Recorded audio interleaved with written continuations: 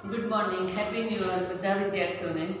ધોરણ 8 વિષય ગણિત, પ્રકરણ 8 રાશિઓની તુલના. આપણે છઠ્ઠા ધોરણમાં 7મા ધોરણમાં ગુણોત્તર વિશે શીખી ગયા. ગુણોત્તર એટલે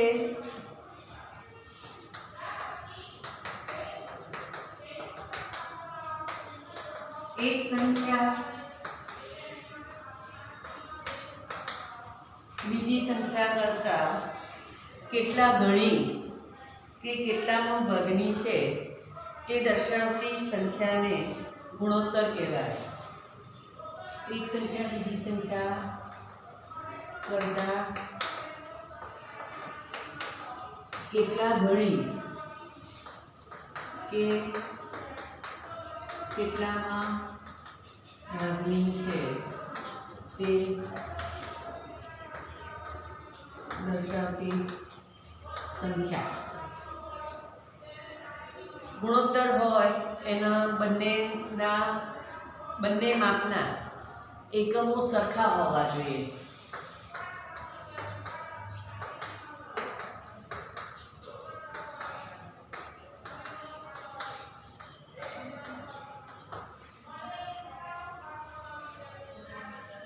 બંને માપમાંથી એક પણ માપ શૂન્ય હોવું જોઈએ નહીં.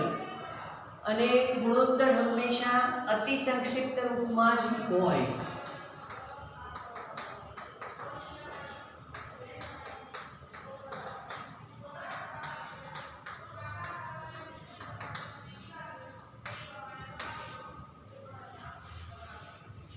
ગુણોત્તરને કોઈ એકમ હોય નહીં. ગુણોત્તર શોધવો હોય તો આપણને જે પહેલી સંખ્યા આપી હોય એ આ ખાસ ધ્યાન રાખજો. ગુણોત્તર શોધવા માટે જે પહેલી સંખ્યા આપી હોય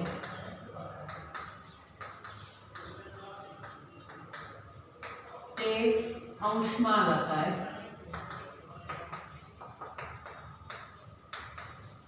અને બીજી સંખ્યા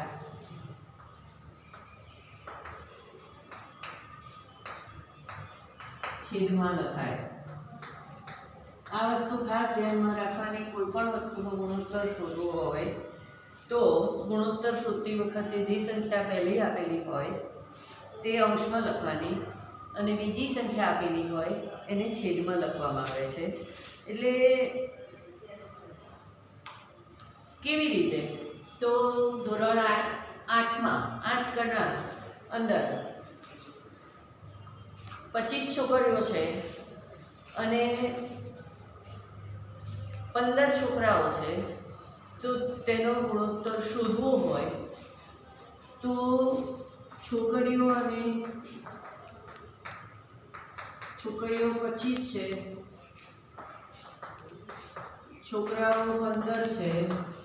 તો જો ગુણોત્તર શોધવો હોય તો આપણને ગુણોત્તર બરાબર 25/15, 5 તરી 15, 5 5 25, 5 ગયા 5 ગયા, 5/3. 8 ગણા વિદ્યાર્થીઓની છોકરીઓ અને છોકરાઓની સંખ્યાનો ગુણોત્તર 5/3 અથવા તો 5 પછી 2 ઊભા ટપકા 5/3 એવી રીતે લખાય. બરોબર છે? હવે આ ગુણોત્તરને તમારે જો ટકાવારીમાં શોધવી હોય તો આપણને ટકાવારી શોધતા આવડે છે. કેવી રીતે? જો ગુણોત્તર આપણને આપેલો હોય એટલે કે છોકરા અને છોકરીઓનો ટકાવારી શોધવાની હોય તો કેવી રીતે શોધશો? છોકરીઓ અને છોકરાઓનો ગુણોત્તર આપણે શોધ્યો. બરોબર છે? હવે એના જો ટકા શોધવા હોય તો ટકા શોધતા તમને આવડે છે. ટકા શોધવા હોય તો બે રીતે કરી શકાય. આપણે ત્રિરાશિ પહેલા તો છોકરીઓ અને છોકરાઓનો ગુણોત્તર નો સરવાળો કરીએ. 10 ની શું બધી 1, 3 ને 4 ને 1, 2 ને 3 ને 1, 4. કુલ વિદ્યાર્થીઓ કેટલા છે? 40 છે. એમાં છોકરીઓનો ટકા શોધવાનો હોય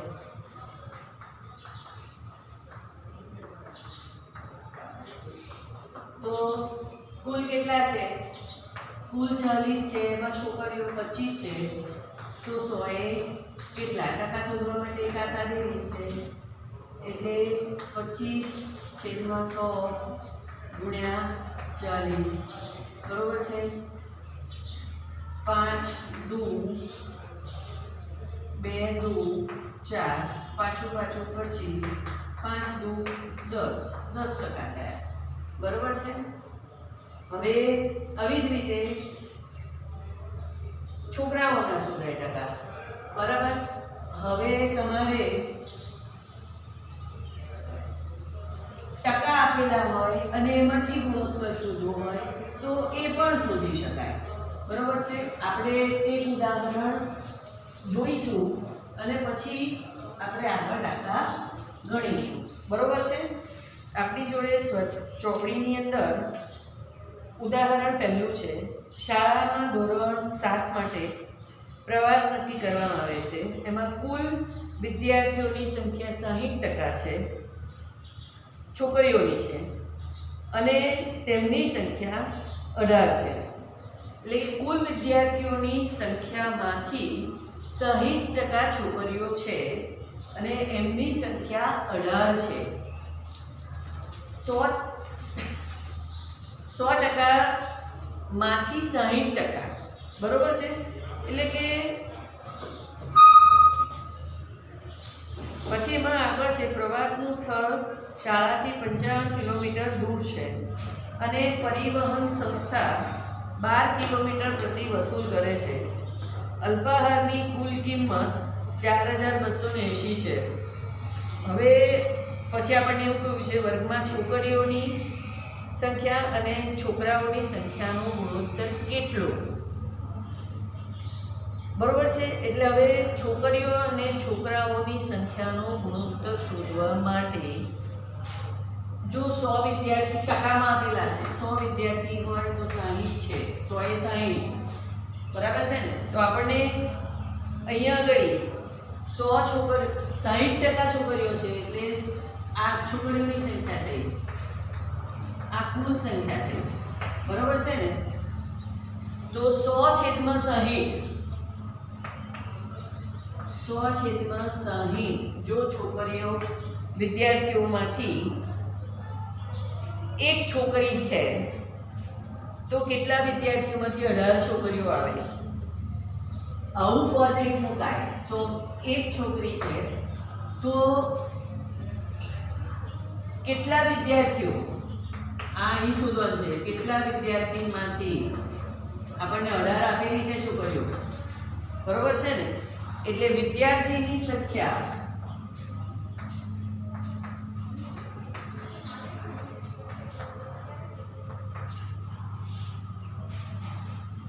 શું લખાશે? 100/60 ગુણ્યા 18, એટલે 6 × 18 એટલે 30 વિદ્યાર્થી હોય. કેટલા વિદ્યાર્થી હોય? 30 વિદ્યાર્થી. એક આવી રીતે ગણાય. બીજું એવું ગણાય કે વિદ્યાર્થીઓની કુલ સંખ્યા x છે તો x ના 60% છોકરીઓ છે તો x ના 60% આપણને 18 આપેલા છે. આવું પણ ધારો કે છોકરાઓની સંખ્યા આ બીજી રીત છે.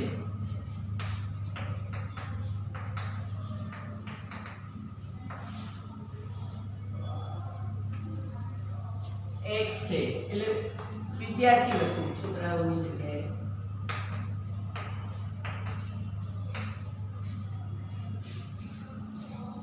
તો x ના 60% છોકરીઓ 18 આપેલી છે એટલે 60 જ્યારે ટકા આપેલા હોય ત્યારે 60/100 લખાય ગુણ્યા x બરાબર 18 હવે એટલે આને આપણે આ બાજુ લઈ જઈએ, x ને રવા દઈએ અહીંયા આગળ 18 ગુણ્યા પલટાઈ જશે આ બાજુ જાય એટલે 100/60 6×18 x બરાબર 30 બરાબર છે। આ બંને રીતે શોધી શકાય। હવે 30 એ શેની સંખ્યા, વિદ્યાર્થીઓની સંખ્યા, એમાંથી આપણે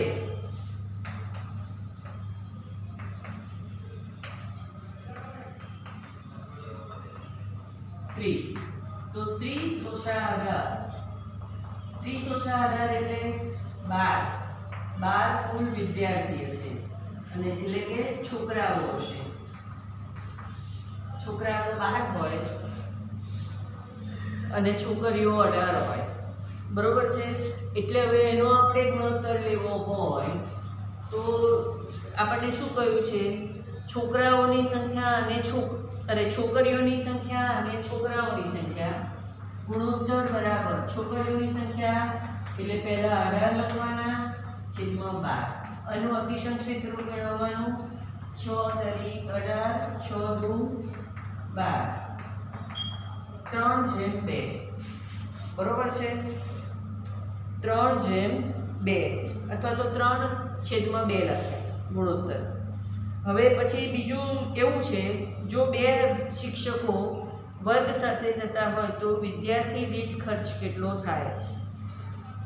હવે આપણને આગળ પરિવહન ખર્ચ, પ્રવાસનું પરિવહન સંસ્થા 12 રૂપિયા પ્રતિ કિલોમીટર વસૂલ કરે છે અને અલ્પાહારની કુલ કિંમત 4280 છે, બરોબર છે।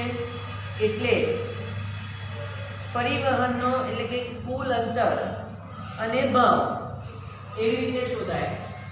ખર્ચ શોધવો છે પરિવહનનો, તો કુલ અંતર અને ભાવ। કુલ અંતર કેટલું કહ્યું, 55 કિલોમીટર, પણ આવતા અને જતાનું બંને લખવું પડે એટલે 55×2। ભાવ કેટલો કયો છે, 12 રૂપિયા, બરોબર છે। 55 નું 110 હશે, 110×12 એટલે 1320 રૂપિયા ખર્ચો, પરિવહનનો ખર્ચો થાય। હવે કુલ ખર્ચો અને અલ્પાહારનો ખર્ચો બેનો સરવાળો કરવો પડે, બરોબર છે ને। કુલ ખર્ચ પરિવહન વત્તા અલ્પાહાર। પરિવહનના કેટલા છે, 1320, અલ્પાહારના તો આપણને આપેલા જ છે, અલ્પાહારના કેટલા આપેલા 4280, બંનેનો સરવાળો કરીએ 0 3 ને 6 5600 રૂપિયા કુલ ખર્ચ થાય, બરોબર છે। હવે એના પછી જો બે શિક્ષકો વર્ગ સાથે જતા હોય તો વ્યક્તિ દીઠ કુલ ખર્ચ, કુલ વિદ્યાર્થી 30 છે, એમાં બે શિક્ષક જોડે જાય છે એટલે કુલ સંખ્યા બરાબર 18 વિદ્યાર્થીની 12 વિદ્યાર્થી વત્તા બે શિક્ષક એટલે 32 સંખ્યા થશે, બરોબર છે। 32 સંખ્યા થશે, માથા દીઠ શોધવાની છે એટલે 32 વ્યક્તિ વચ્ચે કેટલા રૂપિયા વહેંચવાના છે, 5600, તો એક વ્યક્તિએ કેટલા, 5600/32 એટલે 175 રૂપિયા થાય। કેટલા થાય, એક વ્યક્તિ દીઠ 175 રૂપિયા આવે। આ બીજા સવાલનો જવાબ। હવે જો પ્રવાસનો પ્રથમ વિરામ 22 કિલોમીટર દૂર હોય તો પ્રવાસના કુલ 55 કિલોમીટરના કેટલા ટકા થાય। પહેલું વિરામ સ્થળ 22 કિલોમીટર,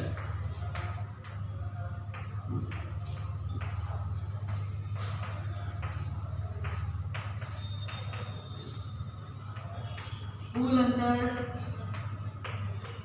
55 કિલોમીટર છે, બરોબર છે. તો આમાં પણ આવી રીતે 22 છે, હવે ટકા શોધવાના છે ને, તો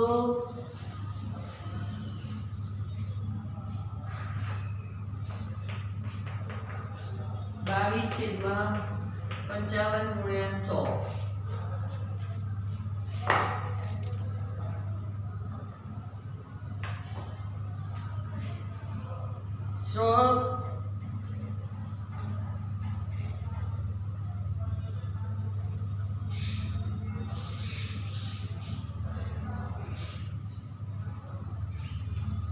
ગુણોત્તરનો ગુણાકાર કરવો હોય તો 100/100 લખીએ એટલે 1 આવે, બરોબર છે. એટલે અહીંયા આગળ 40/100 આવું આવશે. કેવી રીતે? એટલે 40% થાય. આપણે ત્રિરાશિ મૂકીએ બીજી રીતે, તો 55 કિલોમીટર હોય તો પહેલો પડાવ 22 કિલોમીટર છે, તો 1 કિલોમીટરે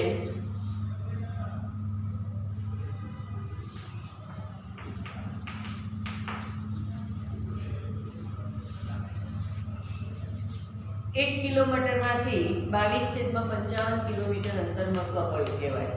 એટલે 100 કિલોમીટરમાં હોય, અહીંયા આગળ શું લખવું પડે? 100 કિલોમીટર. 100 કિલોમીટરની કેટલી? એટલે ટકા બરાબર 22/55 ગુણ્યા 100. 11 × 2 = 22, 11 × 5 = 55 ને 20 × 100 બરાબર 40%. આ સેમથી રીત પડશે, આ રીત તમને અઘરી લાગશે. એટલે જો કુલ અંતર 55 કિલોમીટર હોય એમાંથી 40% કપાઈ ગયું, 100%માંથી 40% પહેલો એટલે 60% અંતર કાપવાનું બાકી રહ્યું કહેવાય. આપણે ઉદાહરણ પહેલું જોયું. હવે આપણે સ્વાધ્યાય 8.1 જોઈશું. સ્વાધ્યાય 8.1 નીચે આપેલી સંખ્યાઓનો ગુણોત્તર શોધો. ગુણોત્તર શોધવા માટે મેં એમ કહ્યું કે આગળ કહ્યું એમ કે બંનેના એકમો સરખા હોવા જોઈએ. કિલોમીટર અને મીટર ચાલે, પણ કિલોમીટર અને પૈસા ના ચાલે, એટલે કે રૂપિયા ના ચાલે, એનો ગુણોત્તર નીકળી શકે નહીં. જ્યારે એકમો સરખા હોય તો જ એનો ગુણોત્તર શોધી શકાય, બરોબર છે. ચલો સ્વાધ્યાય 8.1 દાખલા નંબર પહેલો. એમાં આપણે લઈશું સાયકલની ઝડપ 15 કિલોમીટર પ્રતિ કલાક અને સ્કૂટરની ઝડપ 30 કિલોમીટર પ્રતિ કલાક.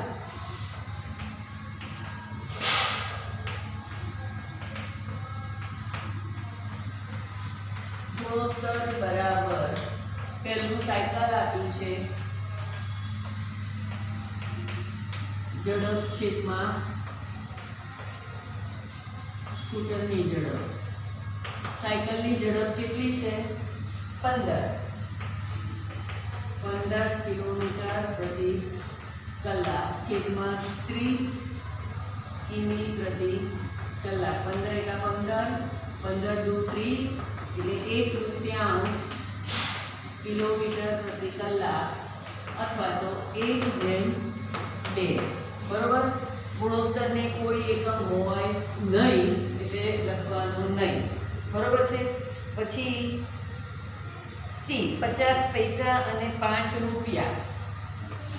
સી 50 પૈસા 5 રૂપિયા. આ રૂપિયા છે એટલે એને પૈસામાં ફેરવવા માટે 5 × 100 બરાબર 500 પૈસા. 1 રૂપિયો બરાબર એટલે કે 100 પૈસા બરાબર 1 રૂપિયો. હવે ગુણોત્તર શોધીએ. ગુણોત્તર બરાબર 50/500. 50 અહીંયા કેટલી છે? આવશે 10. 1/10. 1/10. બરોબર છે. દાખલા નંબર 2. નીચે આપેલ ગુણોત્તરનું ટકાવારીમાં રૂપાંતર કરો. 3/4 ટકાવારીમાં રૂપાંતર કરવાનું હોય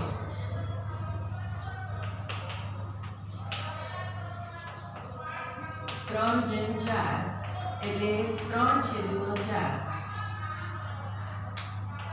ટકા બરાબર ટકાનો ભાગ શોધવા હોય તો 100 વડે ગુણાકાર કરવો પડે. 25 × 100 25 × 75%. બરોબર છે. બીજો તમારે જાતે કરવાનો. ત્રીજો 25 વિદ્યાર્થીઓમાંથી 72% વિદ્યાર્થીઓ ગણિતમાં રસ લે છે તો કેટલા ટકા વિદ્યાર્થીઓ ગણિતમાં રસ લેતા નથી? 100%માંથી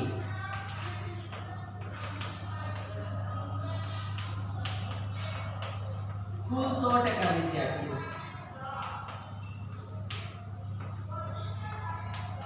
રસ લેતા વિદ્યાર્થી 72%. એટલે બાકીના વિદ્યાર્થીઓ ગણિતમાં રસ લેતા નથી એટલે બાદબાકી કરીશું. રસ ન લેતા વિદ્યાર્થીની ના ટકા 100 - 72 28% વિદ્યાર્થીઓ ગણિતમાં રસ લેતા નથી. અહીંયા તો વિદ્યાર્થીઓની ટકા ઉપરથી હવે આપણે સંખ્યા શોધવી પડશે. બરોબર છે. 28% વિદ્યાર્થીઓ રસ લેતા નથી તો કેટલા ટકા?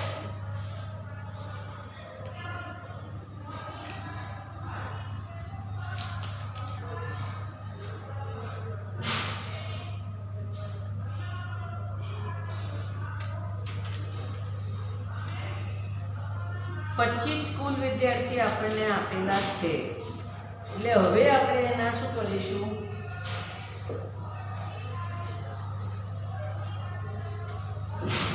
વિદ્યાર્થીની સંખ્યા શોધીશું.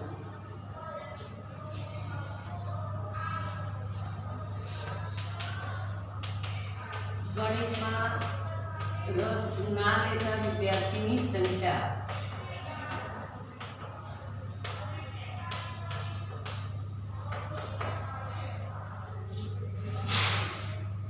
કુલ વિદ્યાર્થી આપણને 25 આપેલા છે.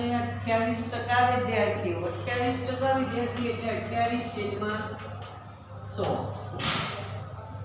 બરોબર છે. એટલે 25 × 100 અને 7 × 28 એટલે 7 વિદ્યાર્થી ગણિતમાં રસ લેતા નથી. બરોબર છે. હવે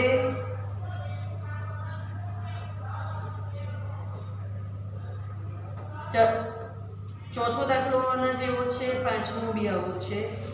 આપણે છેલ્લો છઠ્ઠો જોઈશું. એક શહેરમાં કુલ વ્યક્તિમાંથી 60% વ્યક્તિઓને ક્રિકેટ, 30% વ્યક્તિઓને ફૂટબોલ અને બાકીની વ્યક્તિઓને બીજી રમત ગમે છે. જો શહેરમાં કુલ 50 લાખ વિદ્યાર્થીઓ હોય તો પ્રત્યેક રમતમાં કુલ વ્યક્તિઓની સંખ્યા કેટલી હશે?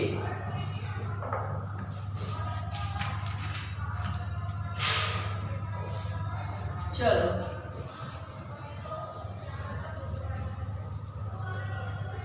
દાખલા નંબર 6.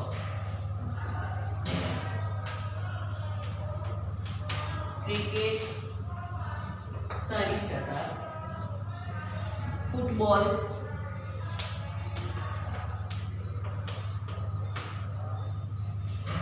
30%,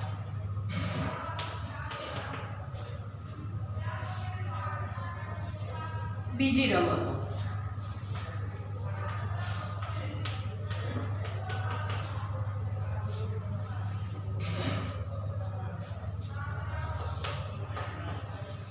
100 ઓછા 60 વત્તા 30.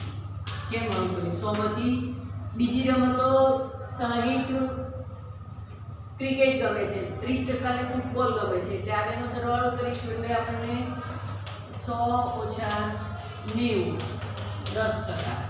અન્ય રમતો 10% ગમે છે.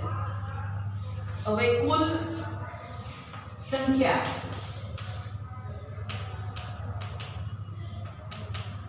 કેટલી કહી છે? 50 લાખ. 50 લાખ એટલે 50 ની પાછળ કેટલા મીંડા આવશે? 1 2 3 એકમ, દશક, 100, 1000, 20,000, લાખ અને 10 લાખ એટલે 50 લાખ થઈ ગયા. બરોબર છે ને? 50 લાખ. હવે આપણે આમાંથી આપણે ક્રિકેટ પસંદ કરનાર વ્યક્તિ 50 લાખ છે એ કુલ વ્યક્તિ છે, એના ટકા કેટલા છે? 1 2 3 કેટલા ટકા છે? 60% છે. ગુણ્યા 60/100. બરોબર છે? 6 પંચા 30. 1 2 3 4 અને 5. 6 પંચા 30. બરોબર છે ને? 1 2 3 4 અને 5. 1 2 3 4 અને 5. 30 લાખ. આટલા વ્યક્તિને ક્રિકેટ ગમે છે. બરોબર છે? હવે ફૂટબોલ.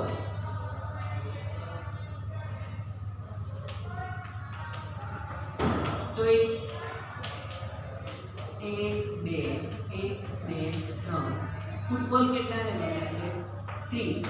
30/100. 5 તારીખ 15.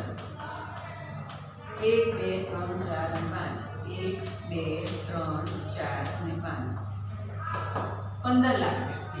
બરોબર છે? હવે બાકી રહ્યા કેટલાને શું ગમે છે?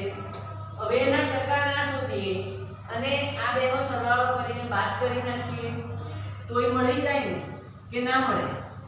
મળી જાય. બીજી રમતો.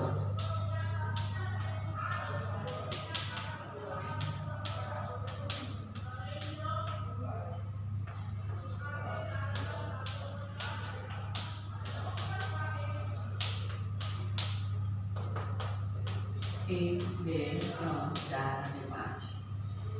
5 લાખ. બરોબર છે? તો પ્રત્યેક રમતમાં કુલ વ્યક્તિઓની સંખ્યા આપણે શોધી નાખી.